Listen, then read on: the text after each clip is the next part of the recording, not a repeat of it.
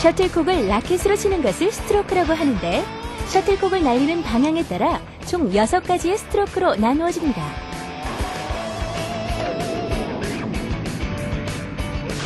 클리어, 스매시, 헤어핀, 드롭샷, 드라이브, 푸시 등 6가지 종류가 있습니다. 스트로크 잘만 하면은 배드민턴 그냥 아주 쉽게 넘어갈 수 있을 것 같은데 이 스트로크에는 어떤 기술들이 있어요? 여러 가지 기술이 있겠는데요. 네. 맨 처음 이제 클리어라는 기술에 대해서 알아보겠습니다. 네. 클리어는 상대 백바운드 라인까지 길고 멀리 쳐보내는 기술인데 네. 이 클리어에는 하이 클리어와 드리븐 클리어가 있습니다. 클리어는 셔틀콕이 상대 백바운더리 라인까지 높고 멀리 포물선을 그리며 날아가 수직으로 낙하하는 기술로 스트로크 중 가장 기본이 되는 기술입니다. 하이 클리어는 최대한 높고 깊숙이 쳐서 상대방 백바운더리 라인 가까이 수직으로 낙하하게 하는 기술이며 드리븐 클리어는 하이 클리어보다는 낮지만 라켓이 미치지 못할 정도의 높이로 빠르게 코트 깊숙이 보내는 기술입니다.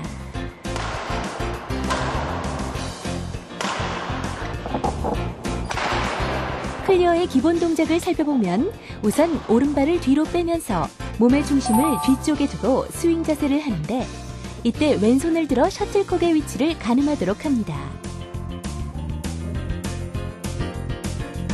백스윙 시 오른발 뒤꿈치를 들면서 왼발은 바닥에 밀착시키고 몸의 중심을 가운데로 이동시켜줍니다. 임팩트 시 손목을 최대한 활용하고 몸의 방향은 네트 쪽을 향하며 팔은 곧게 편 상태를 유지하도록 합니다. 드리븐 클리어는 하이 클리어보다 조금 앞에서 임팩트해주면 됩니다.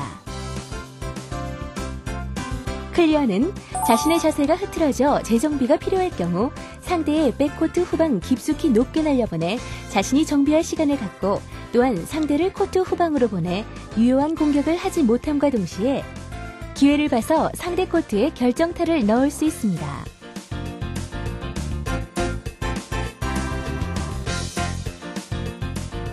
또한 상대를 네트 가까이나 홈 포지션에서 백코트로 후퇴시켜 체력 소모를 늘릴 수 있는데 특히 네트 근처와 백코트를 번갈아가며 보냄으로써 상대의 체력을 소진시키는 데 사용할 수 있는 유효적절한 스트로크 기술입니다. 제가 잘하는 스트로크는 스매싱입니다. 아무래도 이제 키가 있고 파워가 있다 보니까 가장 잘하는 스트로크는 제가 자신 있어 하는 스트로크는 스매싱입니다. 점프를 높게 해요. 점프를요. 그러니까 키도 큰데다가 점프를 높게 하면 상대가 당황을 하더라고요. 그러니까 높은 곳에서 꽂으니까 더 당황을 하는 것 같더라고요. 그러니까 제 노하우는 점프에 있는 것 같습니다. 그렇다면 이 스매싱에 주의할 점 내지는 뭐 특징 같은 게 있을까요? 스매싱에서 가장 주의할 점 같은 경우에는요.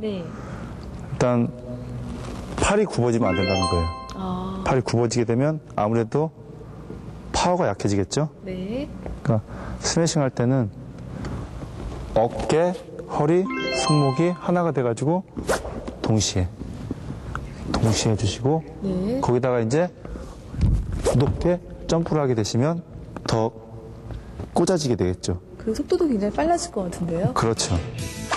스매시는 높이 떠오른 셔틀콕을 강한 힘과 스피드로 상대방 코트에 거의 직각으로 치는 스트로크이며 강한 스매시를 위해서는 셔틀콕을 반드시 몸 앞에 두고 스윙을 해야 합니다. 스매시의 스윙 방법은 클리어와 비슷한데 임팩트 순간에 밑으로 내리꽂는다는 생각으로 손목을 이용해 강하게 내리치면 됩니다. 풀 스매시는 스피드를 높이기 위해 점프와 함께 팔의 움직임을 크게 하는데 백스윙 시 팔을 충분히 뒤로 뻗고 원을 크게 그리면서 마무리 동작으로 이어지게 하면 됩니다. 하프 스매시는 손목만을 이용해 임팩트 순간 짧게 끊어치는 기술인데 체력이 많이 소모된 상태에서 상대의 리듬을 빼앗을 때 주로 사용하고 엔드라인 근처로 오는 셔틀콕을 하프 스매시하고 풀 스매시 찬스를 잡기 위해 사용합니다.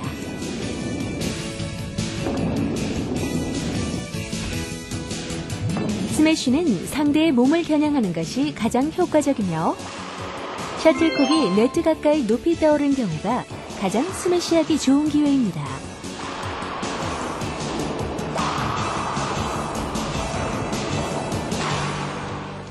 동호인분들 같은 경우에는 스매싱이 강하게 오면 나도 세게 쳐올려겠다. 그래서 힘이 많이 들어가 계신데 힘을 빼시고 스매싱 오는 속도에 맞춰서 정확히 갖다 대시기만 하면 코스만 정확히 잡아주면 그 공은 정확히 넘어가게 되거든요. 저희 같은 경우에도 스매싱을 몸쪽으로 많이 때리거든요. 몸쪽으로 많이 때리는데 그런 볼이 왔을 때는 세게 치는 것도 중요하지만 네트에서 안 뜨게 그렇게 보내는 게 중요한 포인트입니다. 상대의 강력한 스매시에 대한 리턴은 자세를 낮춘 상태에서 당황하지 말고 갖다 맞추듯이 리턴하여 네트를 살짝 넘기도록 하는 것이 좋은데 네트에 너무 가깝게 떨어뜨리기보다는 약간 길게 가도록 타이밍을 잡는 것이 좋습니다. 또한 네트 가까이 하는 것보다 엔드라인에 떨어뜨린다는 기분으로 상대방 머리 위로 멀리 쳐올리는 것도 효과적인 방법입니다.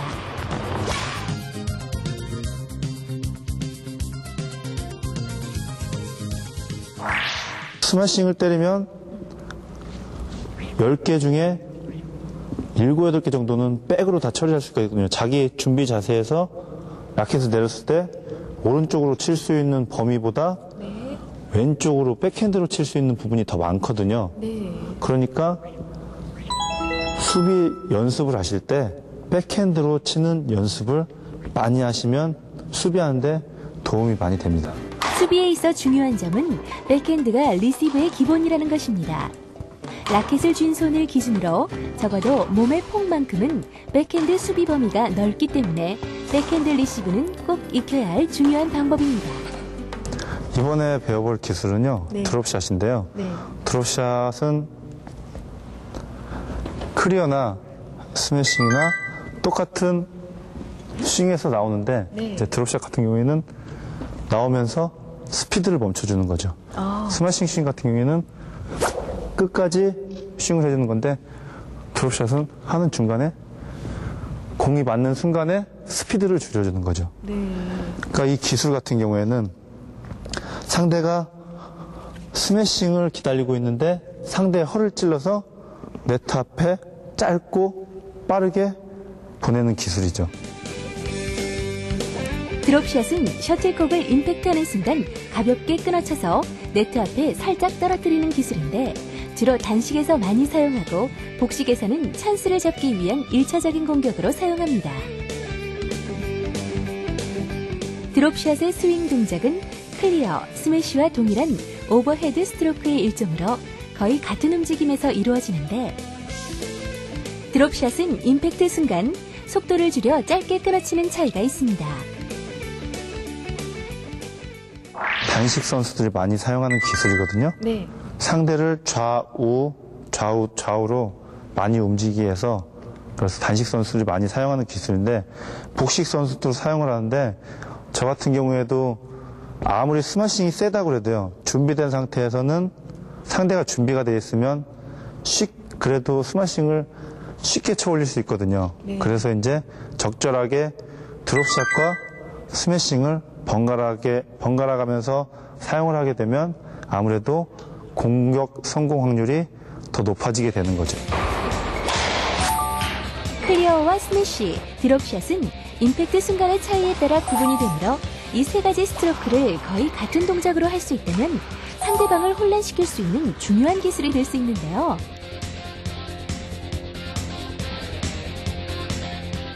이러한 동작을 위해서는 임팩트 순간 손목의 각도와 스피드를 잘 조절할 수 있도록 해야 합니다. 다음에는 이제 헤어핀 기술이 있습니다. 헤어핀은 네트 앞에서 상대 코트 전위에 정확히 떨어뜨리는 걸 헤어핀이라고 하는데요. 헤어핀을 할 때 주의해야 될 상황은 헤어핀은 그냥 자기가 들어가는 몸 스피드가 있으니까 그냥 쭉 팔을 편 상태에서 펜싱 칼 찌르는 거 아시죠? 그냥 네, 이렇게 하는. 펜싱 그냥 칼 찌르듯이 그냥 팔을 쭉 뻗어주시면 되는 거예요. 초보자분들은요, 네. 헤어핀 할 때 이걸 드세요. 라켓을.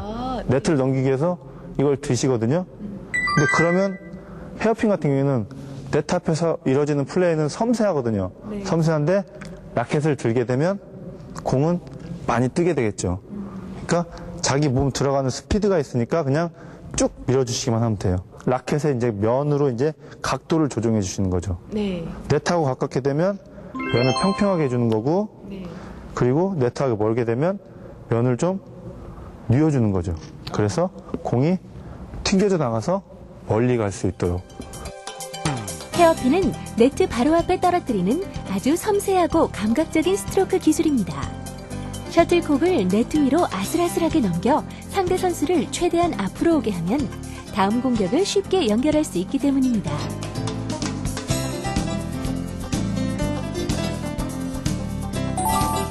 헤어핀의 방법은 오른발을 내딛는 동시에 라켓면이 바닥을 보도록 하고 라켓을 밀듯이 스트로크합니다.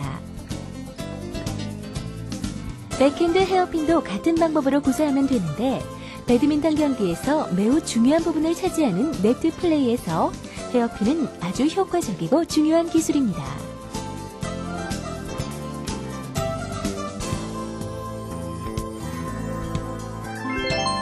셔틀콕의 코르크 부분을 순간적으로 끊어쳐 스핀을 걸어주는 스핀 헤어핀은 셔틀콕을 불규칙하게 움직이게 해서 상대의 리턴을 더욱 어렵게 만드는 기술이며 일반 헤어핀에 비해 결정타로 구사할 수 있는 고도의 기술입니다.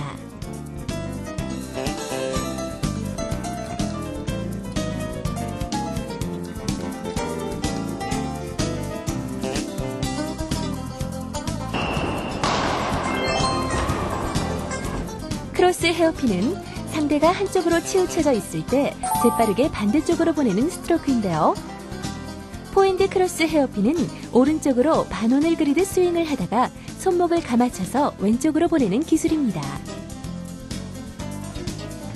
백핸드 크로스 헤어핀은 왼쪽으로 반원을 그리듯 스윙을 하다가 임팩트 순간 손목을 젖히며 오른쪽으로 셔틀콕을 보내는 기술입니다. 다음은 푸시라는 기술에 대해서 배워보도록 하겠습니다. 네. 이 푸시는 단식 경기보다는 복식 경기에서 자주 나오고 많이 쓰이는 기술인데요. 네. 푸시는 상대의 허리 아래쪽으로 공격을 하는 기술을 푸시라고 합니다. 네. 푸시를 할 때는 네트 위에서 항시 라켓이 네트 위에 올라와 있어야 되는 거거든요. 네트 위에서 푸시 동작을 들어갈 때는 짧고 빠르게 들어가시고 최대한 자기 몸과 가깝게 공이 시선에서 멀어지지 않고 자기 어깨 넓이만큼 거기서 푸싱이 들어갈 수 있게.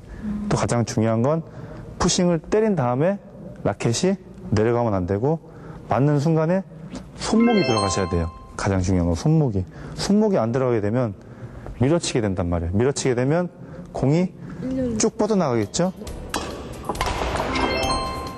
푸시는 원스텝 점프 후 오른발 착지와 동시에 스트로크 하는데 이때 오른발은 셔틀콕의 방향을 향해야 하고 또한 임팩트 순간 손목 힘을 이용해 짧고 강하게 끊어쳐 결정하는 기술입니다. 백핸드 푸시는 포핸드와 마찬가지로 스윙하며 임팩트 순간 손목뿐만 아니라 팔꿈치부터 앞팔 전체를 이용한 짧고 강한 스윙을 해야 합니다.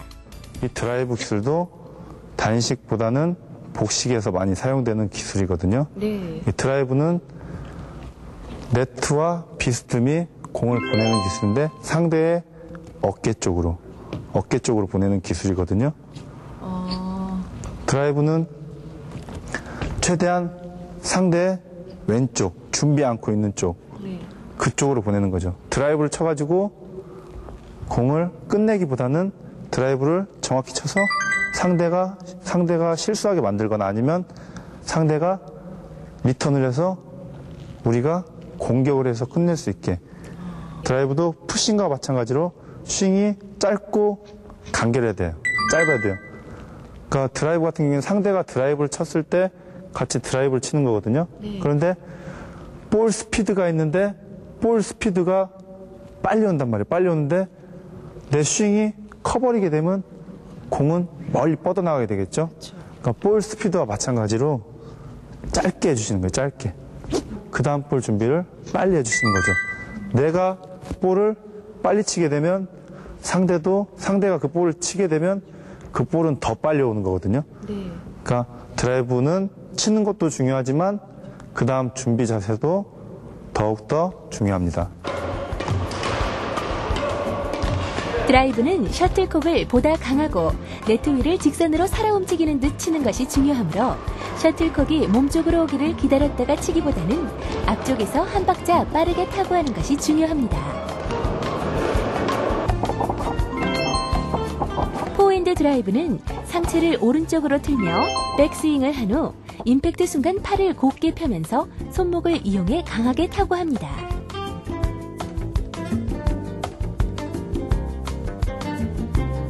이때 임팩트 지점은 측면 전방에서 이루어지도록 합니다.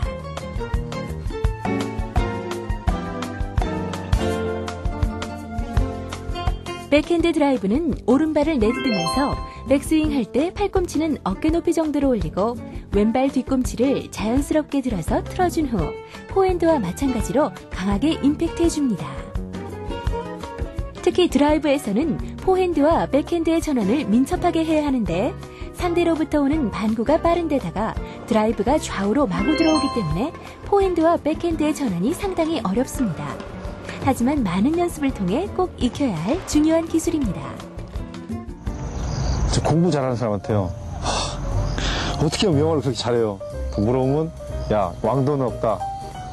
다른 법은 없다. 꾸준히 해라. 꾸준히 열심히. 근데 이것도 마찬가지인 것 같아요. 꾸준히 열심히 해야지 잘할 수 있는 것 같아요. 이게 어제는 되게 안 됐어요. 뭐 스매싱이 오는 걸 대각으로 처리하는 게 잘하는 선수도 보는 거예요. 잘하는 선수 보면 아, 이렇게 치면 되는구나 하고 저도 이제 해보면 안 돼요. 아, 나는 왜 안 될까. 짜증도 나고 그러죠. 근데 하루 이틀 하다가 뭐 일주일 지났는데 어느 순간 하다 보니까 아, 이게 돼요. 몸으로 느껴지는 거죠. 그러니까 뭐 머리로 이해해가지고 뭐 이런 쪽으로 이해하는 것보다 하다 보니까 기술이 습득이 되더라고요. 많이 하다 보니까요. 거기에 이제 자기가 얼마만큼 노력하고 집중해서 많은 시간을 투자하느냐. 거기에 이제 실력 향상은 당연히 따라오는 것 같더라고요. 오늘 하태광 선수 덕분에 이 배드민턴에 대해서 새롭게 알 수 있는 시간을 가졌습니다. 감사합니다. 예. 자, 여러분 이 배드민턴 어떻게 보셨나요? 배드민턴 언제 어디서나 남녀노소 성별 상관없이 누구나 즐길 수 있는 국민 스포츠인 것 같습니다. 버릴 게 하나도 없는 흥미와 건강까지 챙길 수 있는 배드민턴. 일주일에 3번씩 하루에 30분간 저도 함께 여러분도 함께 모두 다 이 배드민턴의 전도사가 될 수 있을 것 같습니다. 자, 그럼 함께 외쳐볼까요? 네. I love 배드민턴!